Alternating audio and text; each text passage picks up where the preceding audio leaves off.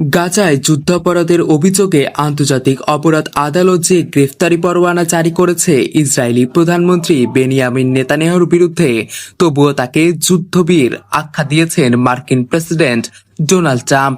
স্থানীয় সময় মঙ্গলবার এক রেডিও সাক্ষাৎকারে ট্রাম্প বলেন, নেতানিয়াহু একজন ভালো মানুষ এবং তিনি যুদ্ধক্ষেত্রে লড়াই করছেন। তার ভাষায়, তিনি একজন যুদ্ধবীর, কারণ আমরা একসঙ্গে কাজ করেছি। আমি মনে করি আমিও তাই। ট্রাম্প এ সময় গাজায় যুদ্ধাপরাধের দায়ে নেতানিয়াহুকে বিচারের মুখোমুখি করার প্রচেষ্টাকে অবজ্ঞা করেন। তবে তিনি আসলে আইসিসি পরোয়ানার কথা বলেছেন নাকি নেতানিয়াহুর দেশীয় দুর্নীতি মামলার প্রসঙ্গ তুলেছেন তা স্পষ্ট নয়। 2020 সাল থেকে দুর্নীতির মামলায় বিচারের মুখোমুখি নেতানিয়াহু ইসরায়েলের ইতিহাসে প্রথম প্রধানমন্ত্রী যিনি দায়িত্বে থাকাকালীন ফৌজদারি বিচারের আওতায় এসেছেন। অন্যদিকে গাজায় মানবতা বিরোধী অপরাধের অভিযোগে গত নভেম্বরে আইসিসি তার ও সাবেক প্রতিরক্ষা মন্ত্রী ইয়োভ গ্যালান্টের বিরুদ্ধে গ্রেফতারি পরোয়ানা জারি করে।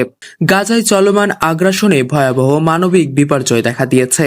স্থানীয় কর্তৃপক্ষ বলছে, অক্টোবর 2023 থেকে এ পর্যন্ত 62,000-এর বেশি ফিলিস্তিনি নিহত হয়েছেন, যাদের বেশিরভাগই নারী ও শিশু। পুরো গাজা এখন ধ্বংসস্তূপে পরিণত হয়ে দুর্ভিক্ষের মুখে পড়েছে।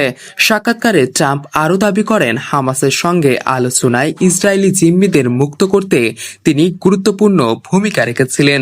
একই সঙ্গে ইরানের পারমাণবিক স্থাপনায় মার্কিন বিমান হামলার কথাও গর্বের সঙ্গে তুলে ধরেন। ডেমোক্রেটদের কড়া সমালোচনা করে ট্রাম্প সিনেটের সংখ্যালঘু নেতা চাক শুমারকে ফিলিস্তিনপন্থী বলেও অভিহিত করেন।